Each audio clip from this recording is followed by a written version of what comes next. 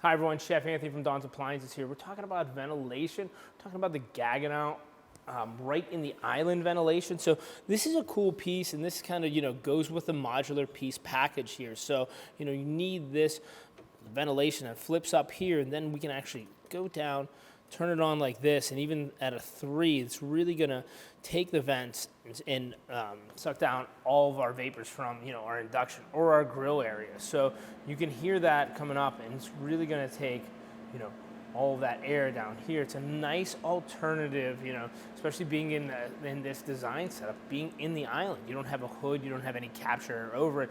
This will really catch, all the boiling pasta water, pan searing of anything, all those vapors, all that smoke kind of gets vented out and down. So think about this nice piece as an option, very sleek, very formal in your modular piece package. Super easy, you just close that, nice and easy. So hope the Gaggenau hood works for you. Enjoy.